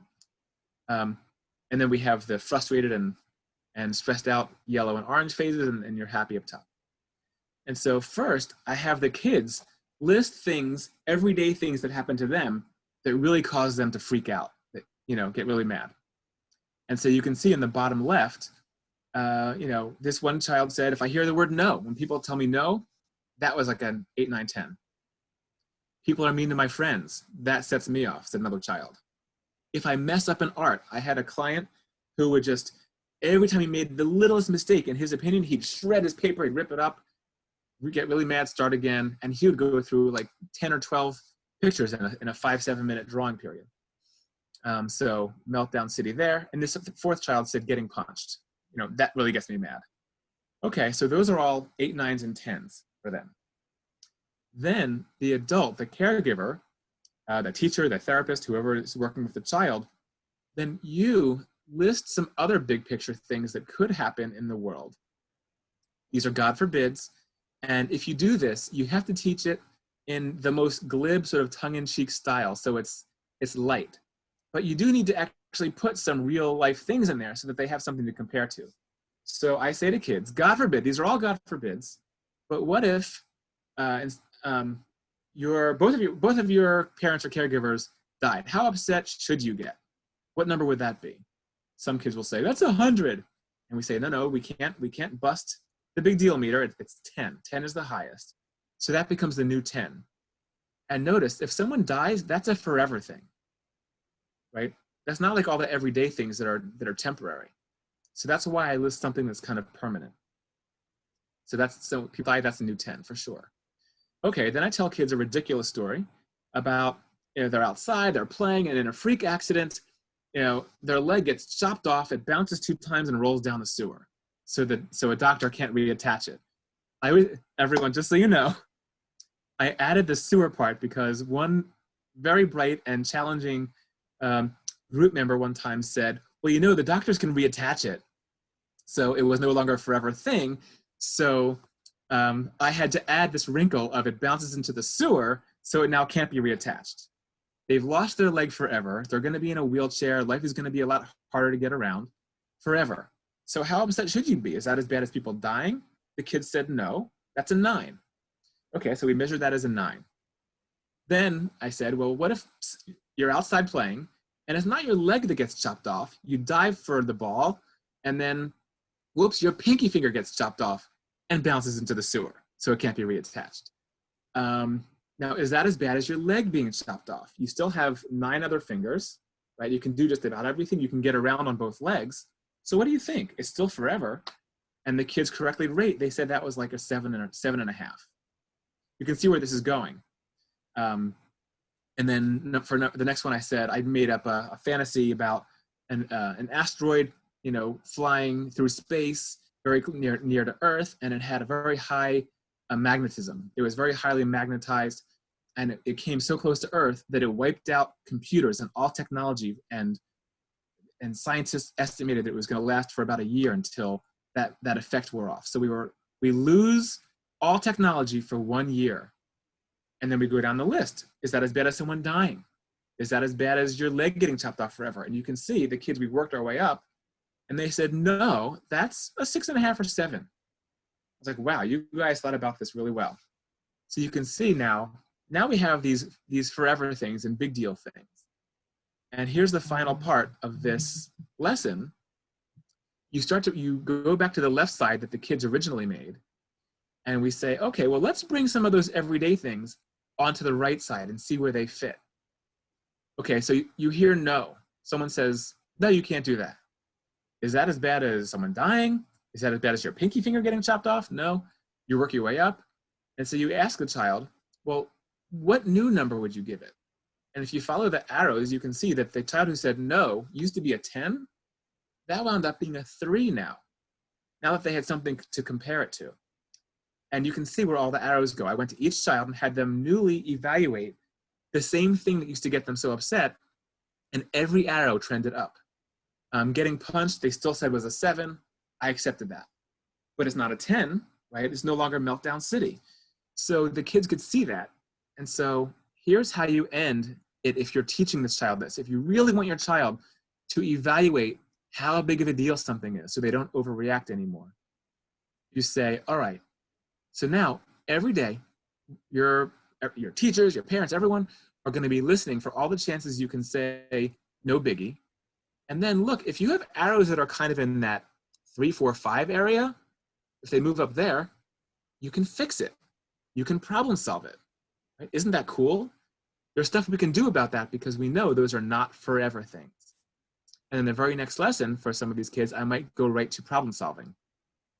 Right? So that's how we use this. We establish everyday things, we then list forever things, and then we move the everyday things back over and prove to kids that it's not as big a deal, and maybe they should try to react in accordance. And then again, you can tie that into reward systems if you have any. The next coping skill. This one is called Must Cliff. You can see the title up top. For older kids, this is appropriate for teens or adults. I changed the name and it becomes Expectation Cliff. Because the lesson here is, it's our expectations that set us up for our frustration and anger. It's really not the world. It's we set ourselves up for frustration based on what we expect. And so I start off with a story that engages the listener, and I talk about, make a simple, you can see there's a little bit of a rectangle on the left, and there's this little body of water. And I tell the client that here you are, standing up here on Must Cliff. You're out there, it's a lovely day, and you're just checking out the view. And that sea happens to be called the Sea of Despair.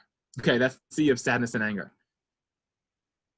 All right, so, but if you walk around the world with very, very hard expectations, very severe expectations, you actually nudge yourself closer to the edge of that cliff. And you could fall in if you're not careful. Here's why. So I start to write in underneath where the person's standing, we call those cliff words that nudge you to the edge of the cliff of falling into sadness and anger. And so you'll see, if you read down them, This is the cognitive piece. This is cognitive behavioral therapy made very concrete for young people. You write down some of the phrases that you know are in the child's head that sets them up for their frustration. This child was like, I must get my way. And so then I put a rectangle, I highlighted the word must. Why must? Because let's define what must means. Must means, well, what must we have to survive? I must have food, water, shelter, air, right? I will die without those. That's what must means. But if you think I must get my way, right? I must have 15 more minutes of iPad time, right? Are you gonna die without those 15 minutes of iPad time? No. But for the young person who walks around the world thinking I must get my way, then they're gonna act. If you say no, how are they gonna feel? They're gonna fall right off the cliff into this sea of sadness and anger. So let's fix that. Let's improve those cliff words. And so if you can see in my cartoon, there is that branch. In all cartoons, there's always a branch hanging off a cliff. And there's a ladder there. So you can rescue yourself. So we call the antidote, the successful cognitive thinking, rescue words. You can rescue yourself from falling into that frustration and anger. So if you look at number 1 on the rescue words side, I cue it up and I tell the kids to start this sentence with the word sometimes. Sometimes is one of the most rescuing words for someone who's inflexible and rigid. So instead of I must get my way, sometimes I get my way and sometimes I don't, and I'll be okay if I don't. How is someone going to react if they think that walking around the world? Okay, someone says no, but they already have in their head, sometimes I get my way and sometimes I don't, I'll be okay. Well, they're not gonna freak out, are they? They're gonna stand firmly on the cliff. So that's why it's a rescue word. So then when you're working with the kids and parents, or when you're working with the child, you say, I'm gonna be listening for all the times when you say something like, sometimes I get my way and sometimes I don't. Or even if you just skip to, I'll be okay if I don't get my way. Yes, that's awesome. Score. You have just saved yourself a lot of extra frustration. Likewise, let's go to number 2 on cliff words. Here's another script, a rigid mental script. I have to have it now. And now that I have a little more experience, I would even put a rectangle around the word I, because I is that egocentric word. I am the only person who can get it now, right? I, me, so there's egocentrism, right there. Have to is the same as must. I have to get it, and check out the third word that's bracketed, now. Now is such a cliff word for kids because that means there is not a single other time that this will be acceptable. I will die if I don't get this now. If I don't have ice cream now, I will die. And if you say no to me, I'm going to act, my dino brain is going to kick in because you're threatening me. So let's do a rescue thought for that. If you look at number 3 in the rescue thoughts, the word maybe. I'll coach kids to say maybe. Or actually, let's go to number 2. I don't have to have it now. Maybe I can have it later. Maybe and later are incredibly rescuing words for the rigid and egocentric person. Or I don't have to have it now. Maybe we can take turns, right? Maybe we, notice the word we in there? We defeats egocentrism because you're including someone else. So this is how you start to loosen up some kids' very sticky, rigid thinking and egocentric thinking, if you can really create a visual compare and contrast for them. And you can show them, I must get my way. Really? Must you? Are you gonna die? No. And believe it or not, it really is okay to say, are you gonna die without getting that?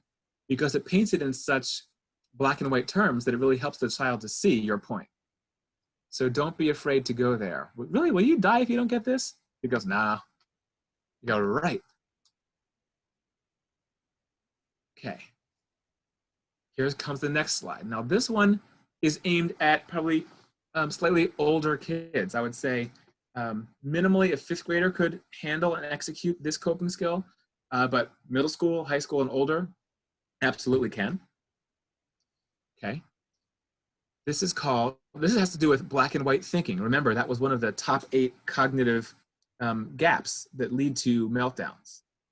And so for the older person, who struggles with overreactions and temper, we're going to start with the top, and we're going to talk about black and white thinking, okay? And so visually, you can easily show this with just black and white markers. If you are concerned that you don't have the artistic ability to make the bottom part where there's 5 shades of gray, you can go to a paint store and get 5 different shades of gray, escalating from white to black, and have 3 other shades in the middle.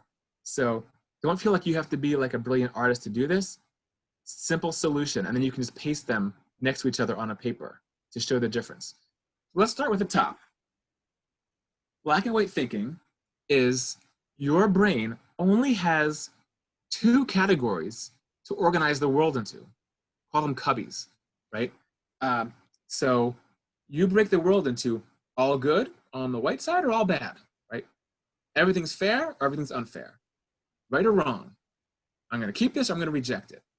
This is easy. This is impossible. So you can see that, and people who tend to be very up and down and who react very strongly and angrily tend to have this type of thinking. But here's the problem with this. You know, if you're having a good day and everything's going just right, then you're on number 1. You're on the white side. If you only have these 2 cubbies and one thing goes a little bit wrong, that no longer fits into number 1, the white one. So therefore you go crashing all the way from everything's great to this is the worst, it's all bad, I'm having the worst day, right? The whole day. Something happens at 9:45 a.m. and maybe you know the child who sees you at 3:45 and says, I had the worst day. But something happened at 8:45. They didn't compartmentalize, right? So black and white thinking breaks everything down into either or. It's extremes, and there you have the kindling for meltdowns. But there are more colors than just black and white. There are more shades of gray in between that. If you were doing a painting project or for art or on your walls at home. And so then I draw out this, and I still have a number line to add just a little numerical correspondence. And so you can see that we still have white and black. So you still have best and worst, fair, unfair. You still have all those same extremes. But we've just shoehorned these 3 additional shades in there. Well, what does that do for someone? If you have 5 mental compartments to organize the world in, all of a sudden you're not quite as extreme of a person. You might say, it's no longer the best or worst day. You can say, if you read across the top level of writing, I had a good day. Or number 3, I had an okay day. Maybe even a bad day or a bad moment. And if you are good, okay, or bad, all those are workable, right? You can deal with that, right? In there, in 2, 3, and 4, you can insert problem solving. You can work it out. You can negotiate and compromise. You know, if you're trying to negotiate with someone and then you're like, that is the worst offer I ever got, right? You're going to blow up the entire negotiation. But if you can be like, all right, that was okay, but can we get to good? Things are so much more workable. Life is much more dealable. Same thing if your child gets very worked up around school. Look at the next row of words, starting with easy, kinda easy, medium, hard, or impossible. Again, if your child is avoiding homework or melts down when they see an assignment, it's probably because they're black and white thinking and they're thinking this is impossible, right? Well, let's see if you can insert, can you label it with 2, 3, and 4? Does it have to be impossible? Well, maybe it's hard. Maybe that was medium. So start to have your child rate their day, their experiences on this 5-point scale using the grays, and teach them over time that they can have shades of gray thinking. And therefore, if they can live in the grays, in that gray area, 2, 3, and 4, they're going to have a much less volatile life. They'll be able to solve problems, and they'll be able to negotiate with people much better.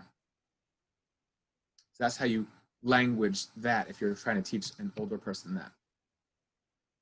This is instant coping.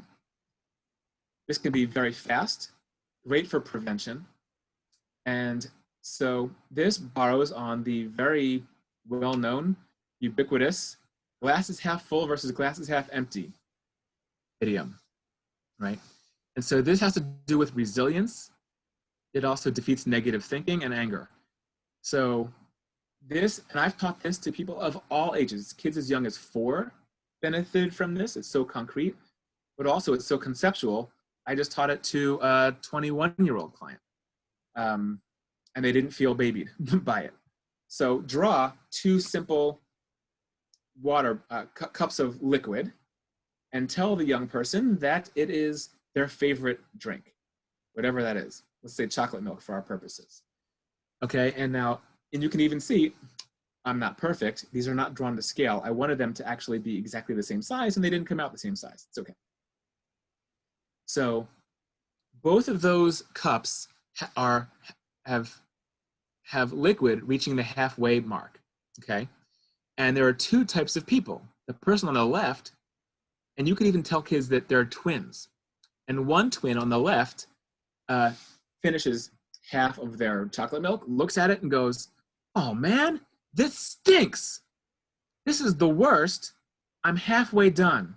I don't have that much left, right? This stinks, right? So now they're disappointed even though they have half of it left. Their twin, the other person right next to them, drinks it exactly halfway, looks at it and says, wow, well, at least I still have half left, right? What a difference. How do you explain that? 2 people, twins even, same DNA, can have 2 such opposite reactions to the same exact experience. And the kids, we talk about that, and they see that if you say this stinks, then most likely you're going to be upset. But if you can say, well, at least, you're seeing, you know, this silver lining, right? A little more optimistic is another word that older kids will use. So find the silver lining, and you can then make that behavioral. This is why it works with kids super young, but also for older. Then you can script it out and say, okay, this week and beyond, I really want you to practice saying, you know, well, at least. Try to see the glasses half full all week long whenever something goes wrong. Let's see it. And by the way, I have used, and I tell kids, you can use this for the worst of life's circumstances.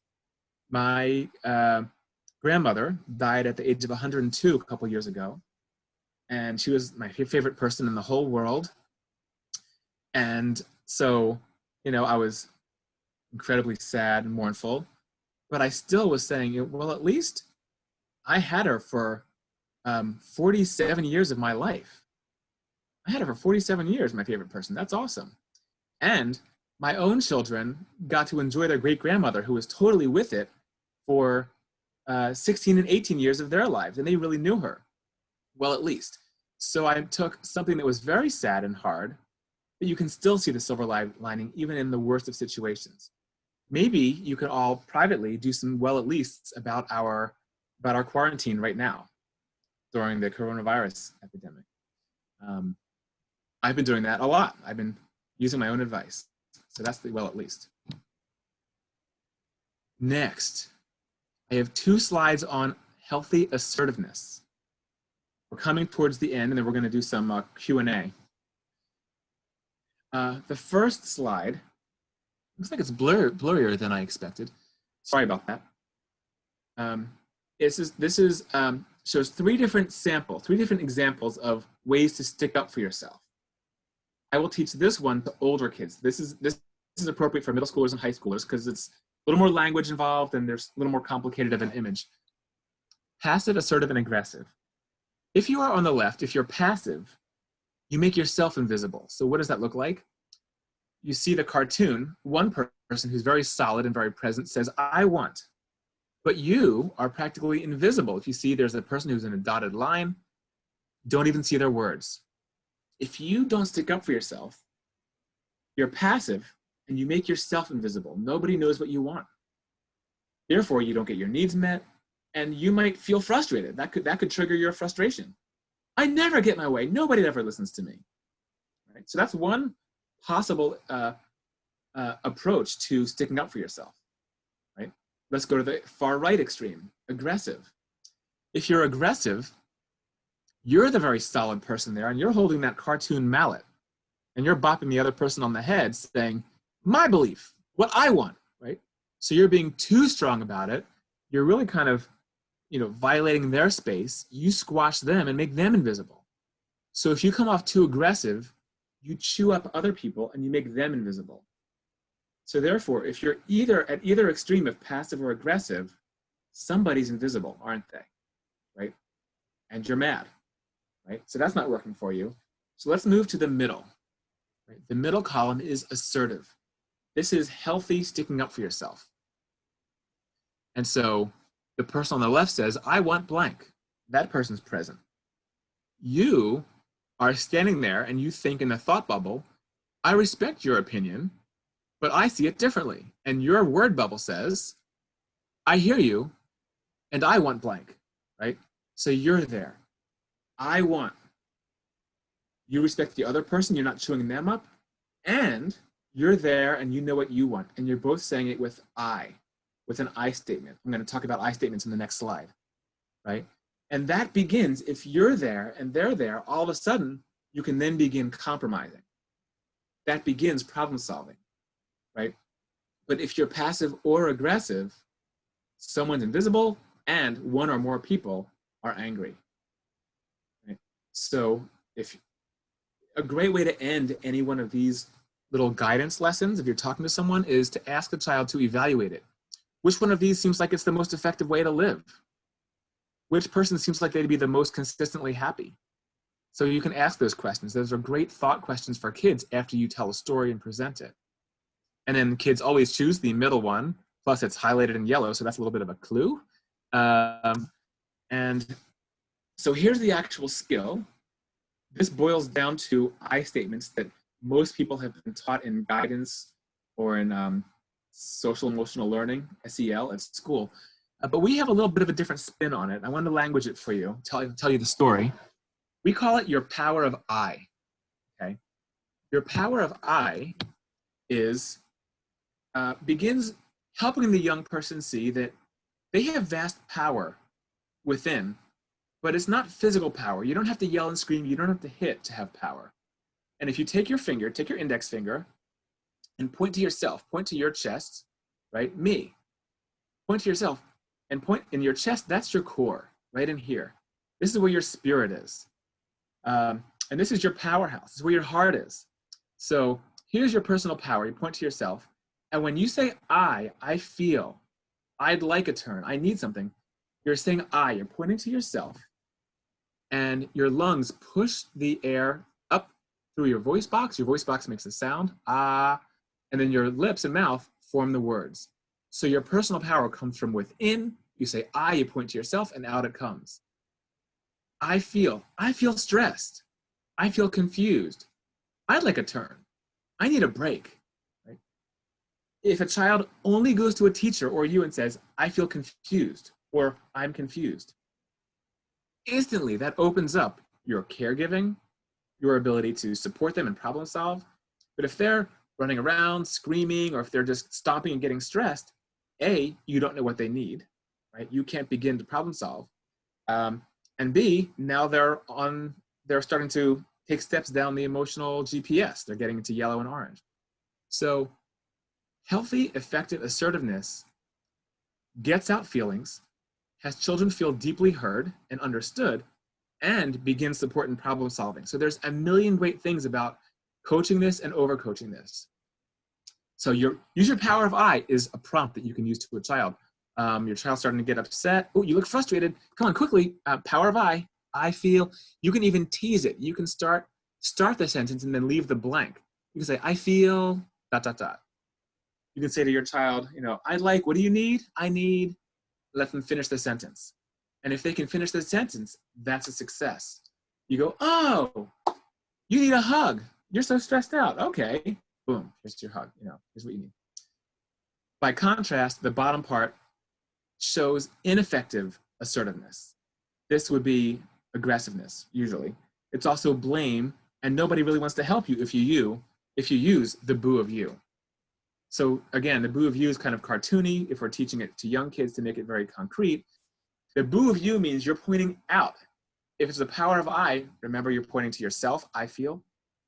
The boo of you means you're pointing out at other people, which A, puts them on the defensive, B, assesses blame, right? Takes no responsibility. So you always do this. You never do that. You beep, right? You insert insult there, right? You always, you never, you beep. Put the other person on the defensive. Nobody knows what you want or need, right? And they're less likely to want to help you. Now they're thinking in terms of consequences, you're disrespectful, right? Negative cycles.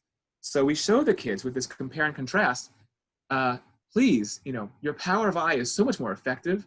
And then again, as with everything, you can turn that into something that you give targeted praise to. Great job, great power of I. You stuck up for yourself beautifully, great job. And then you can even power it up more if you're using a reward system. All right, we're coming to the end.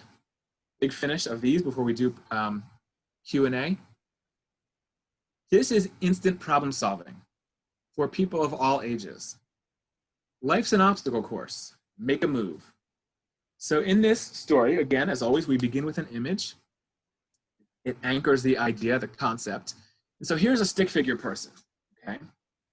And anyone can draw this. Is the simple drawing. Stick figure at the far left of a road. And at first, I don't even have that brown mound in the middle. And there's your happiness, your success. This is whatever you're pursuing. If it's success, if it's relaxation, if it's homework, if you want to succeed at homework, if you want to be great at basketball, that's your goal, that sort of happy success smiley face, okay? So I tell kids the story that here you are, you're walking on the road of your life, same as the road to happiness, but then out of the sky drops an obstacle.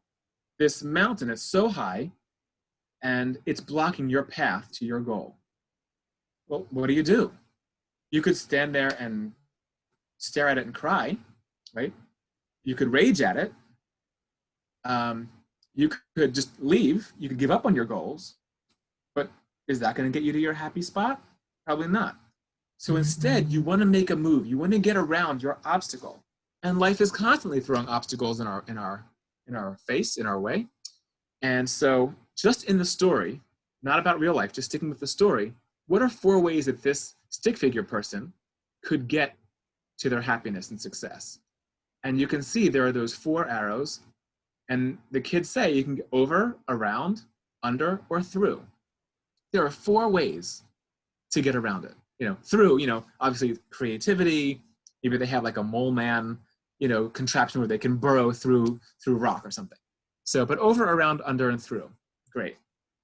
Well, with many of life's challenges, anything that gets in the way of your fun or feeling good or what you want, you got to start to brainstorm for it, right? Well, let's list 4 ways past your real life obstacle. First step, everyone, is name it. You have to name what that rock is. What is your obstacle? So you can write in that brown up top, you can write what the child's obstacle is today.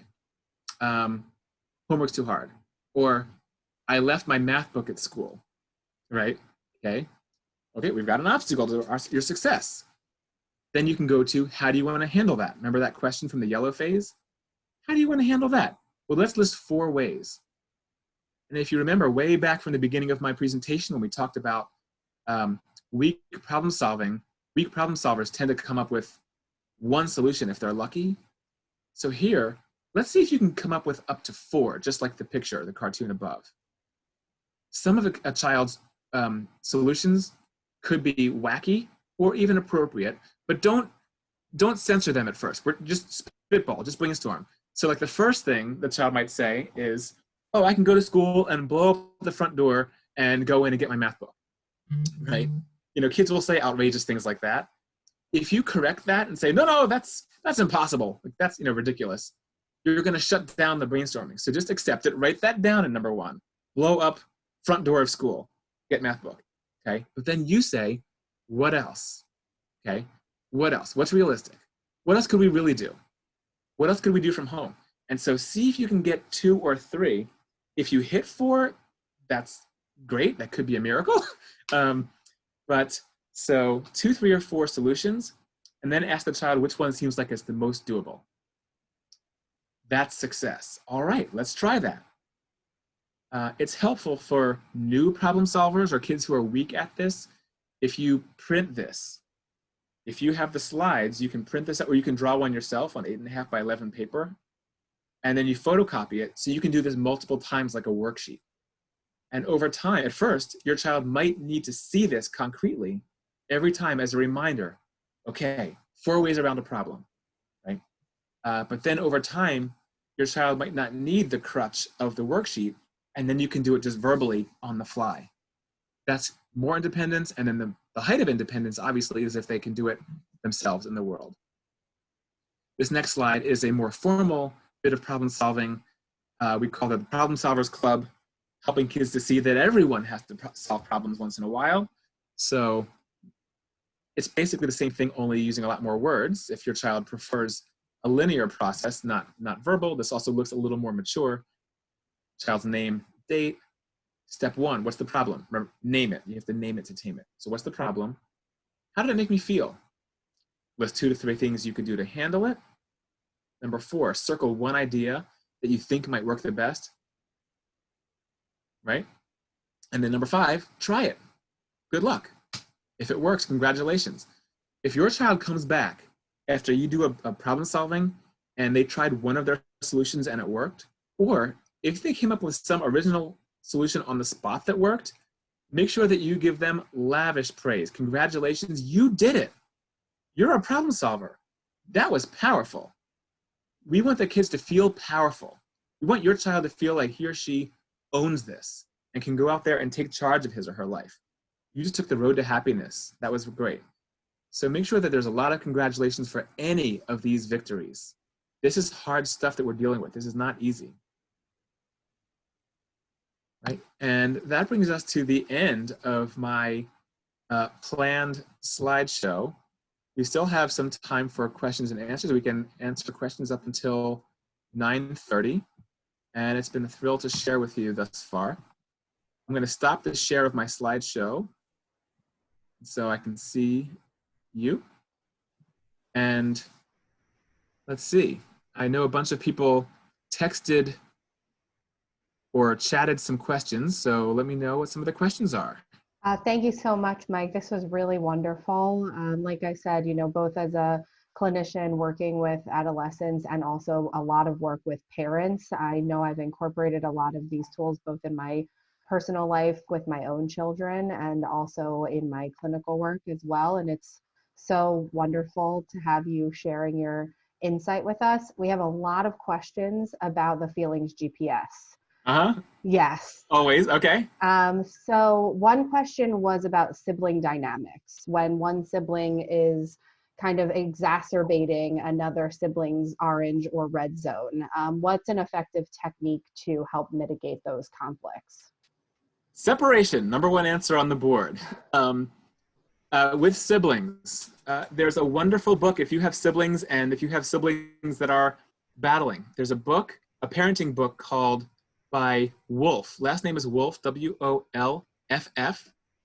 And Wolf has a book called Mom, Jason's Breathing on Me. Okay, great title. And one of the wise tactics that Wolf talks about is separation. Kids often will rope parents into playing the role of judge and jury. You know, they're fighting and they suck you in, and they want you to come and take their side, right?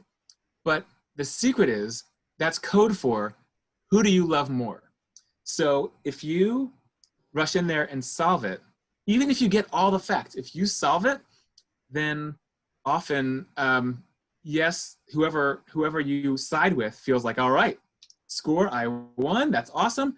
And by the way, my parent loves me better than you. But then the other person feels jilted, hey, that's no fair, and so they want revenge later. So you can actually feed sibling rivalry. So the suggestion from that book is, listen, you know, if kids are battling, if they're, you know, going to war, if it's still kind of productive arguing and they're working it out, let it play out. You can let that go and see if they can solve it. If it's successful, if child A is escalating child B, parent swoops in, doesn't solve it for them, but says, all right, the two of you apart. And so if you know that one person is the more irritable one, and the other one, if you can intuit from the whole story, from what you heard, just separate, okay, the two of you, different rooms. You can be very fair if you have the two of them leave the same room, right? That's fair. If you really know that one person was the instigator, you can have that one person leave, okay, the two of you apart. And here's the message with that. Okay, 15 minutes apart, you're welcome to come back together, right? And when you return, I expect that you're gonna work this out. If you can't, you're gonna be apart again. And the secret is that most kids actually want to be together. They want to play if they're in the mood to play. If they're not in the mood to play, if they are in orange or red phases, they should be separated, right? The person who's in orange could really use the space. And certainly in the red phase, if you can't have the red phase person get to a quiet spot, then it's actually helpful to clear the room. Now that is obviously not fair to the non-melting down people. But again, if you have a big kid who is melting down and you can't move them, then you really pretty much have to clear the room until that is de-escalated. Then people can, return when the child is back to yellow or purple phase. That actually leads perfectly into the next question, which is about kids who tantrum so much that they break and destroy things, items in the house. I might have personal experience with this with one of my own children. So both, I think the question is both, how do you handle it in the moment? And then how do you handle it after the tantrum is over and the child has returned to that purple or yellow phase? Yeah, this is one of the hardest things. You care about your stuff, right? You may have expensive stuff. And so you don't want destruction. At the same time, if a child's raging, if you start running around, grabbing stuff out of his or her hand, they're running to something else probably to pick something else up. So you can escalate things if you start running around trying to pull stuff out of the child's hand. I've heard that from parents and I've seen that live as well. And so if possible, if you see that your child is going into red phase, you might quickly scan the room and be like, okay, here are the 5 things that are most valuable. I'm gonna whisk around the room and grab them and move them out of here. So you really might scan the room just to create safety. If you can't get the child to another room, if they're standing there looking to grab anything, so that's the first step, the first idea. And then the second piece is you have to keep yourself safe. One thing I didn't do with Sam is talk about the safety zone. And I'm gonna demonstrate that right now. I'm gonna back this up. Okay. And so here I am. If I'm a tantruming child, I'm gonna be in profile. Everything in front of me is the danger zone. I can kick, right? I can pick up a metal water bottle and throw it at you or swing it at you. So everything in front of me is the danger zone.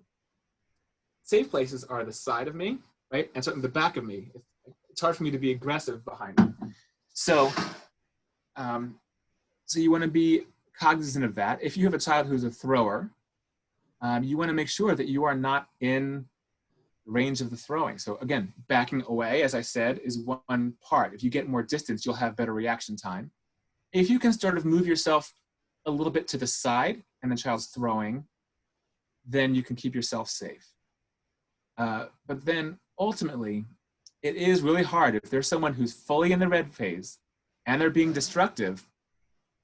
Really, they have to play it out. And if you can just make sure that the most valuable things are safe, then again, red phase is going to rise, crash, and fall, and we see it as I talked about. And then on the back end, when the child's completely calm and your child shows all the signs, regular tone of voice, energy levels back, then you say, you know what? That was a doozy. That was a really big one. You broke some things. You're going to have to be a part of fixing them and making amends. So this is the part where we're not stigmatizing the anger. We're not saying you're grounded for a month. No, you want to have the consequence really be directly related to the event. So if a child, punches a hole in the wall, they're going to be there either helping you repair it, or if there's a repairman, perhaps they contribute money, they work it off, and they have to be there and they can learn a skill.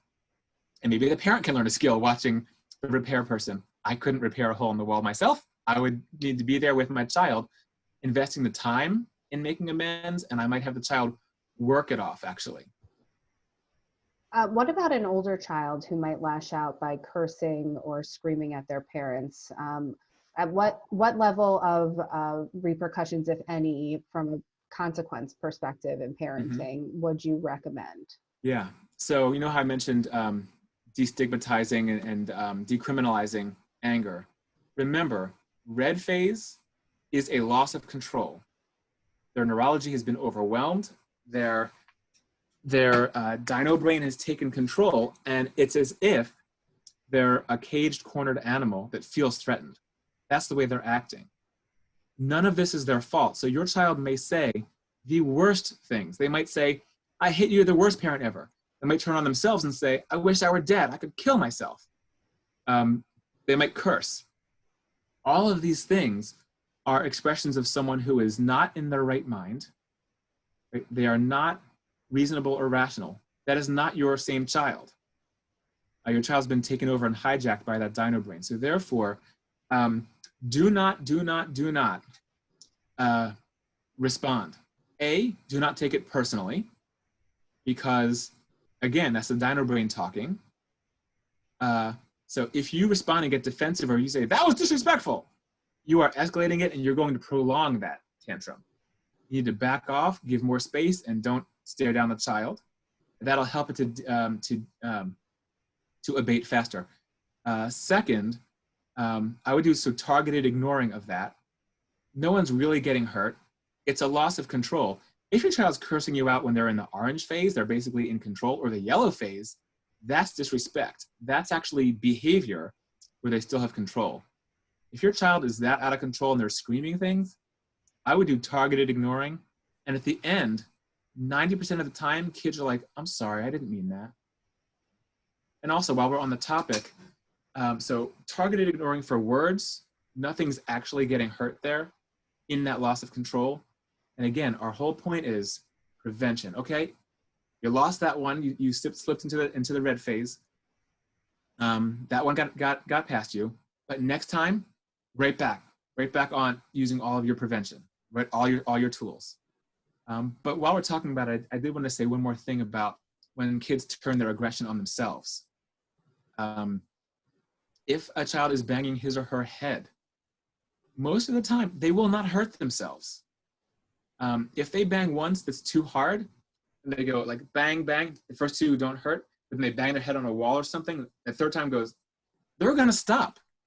That actually will break through. Like, ow! They go, and you'll see them. I've seen kids do that. They give themselves a start and they go, oh, I'm not doing that again. And they will stop themselves. So sometimes that's out of control, but it also draws you in closer, because any caring parent would want to put your hand in between the head and the wall, but now you're involved again, right? So my recommendation, and again, practice this live myself during timeouts, during meltdowns at Camp Pegasus, is to give them space, and the child will not hurt themselves. The first couple bangs might be for effect or an impulse, and they will stop. And then if it's verbal hurting of themselves, if they're saying, you know, I wish I were dead, I'm the worst person, the worst kid, I wish I were never born. Again, we have to remember that your child is not in his or her right mind. If you ask the child, you know, an hour after the meltdown ends, are you still feeling that way? Do you really mean that? 90% of the time, your child will say, no, I was just mad, right? If a child is in the purple, yellow, or orange phases, and they're telling you that they're suicidal or want to hurt themselves, I would take that incredibly seriously, because they are in control, and they're telling you what their thought process is and what's going on inside them. If someone is frothing at the mouth in a tantrum, on some level, they might be saying that to shock you, to hurt you, or to scare you. But again, it's not their rational mind. You still want to bring that up with their therapist. If your child's prone to that, I would recommend strongly that you engage with a therapist. And for sure, but over time, you'll see, if you check in with your child during a time of peace afterwards, if your child says, no, absolutely, I'm fine. I really don't feel that way at all. You say, are you safe? Can you be safe? You know, your child's fine, then you really can believe it if they say that when they're calm. So nonetheless, if your child does get into these modes, I would suggest you absolutely do engage with a therapist for sure. Okay. Well, I think that was the last question. Thank you so much. And I'm so glad that you brought up that point about youth suicide. We have seen an uptick in numbers in adolescents, specifically in crisis, since the stay-at-home order has been implemented in Pennsylvania.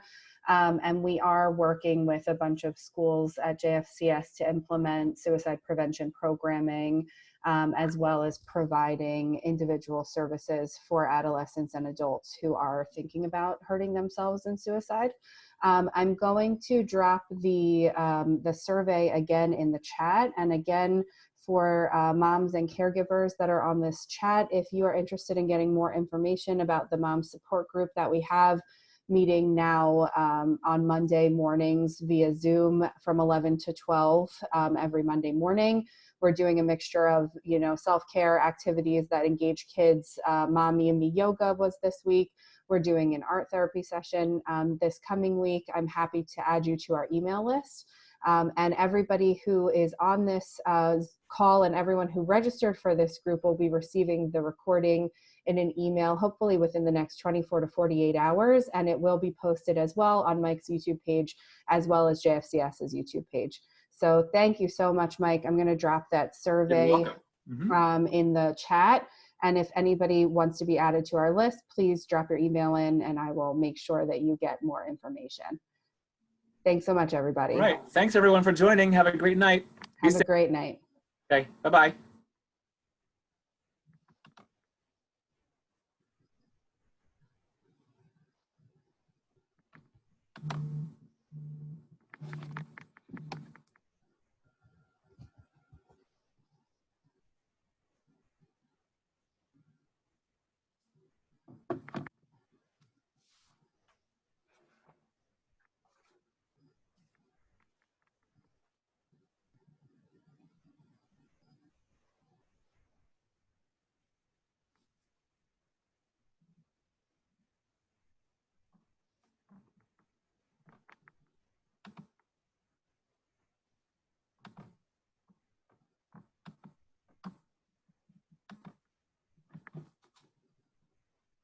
This was great, Mike.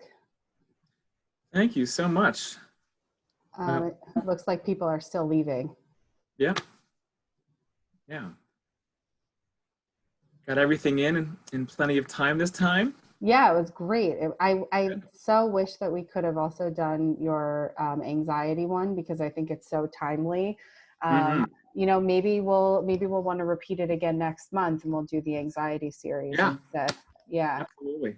I can do it. Yeah, I think there's so much to say with COVID and talking to kids about COVID, and everything's turned upside down in the world. So sure is. Craziness. Yeah. Well, thank you so much for having me. Yeah, my pleasure. Thank you so much. One day we can do this again live and I can see everyone and take their questions in real time, but this worked really beautifully. So. Yeah, this worked out great. We had over 100 viewers. That's exciting. Yeah. Okay, I'm going to sign off for now. Yes, go for it. All right, and I will talk to you later. All right, thanks so much. Take care. Bye all, we're still on. If you're awake. Maybe they fell asleep and they're just... yeah, I doubt it. Okay. Bye everybody.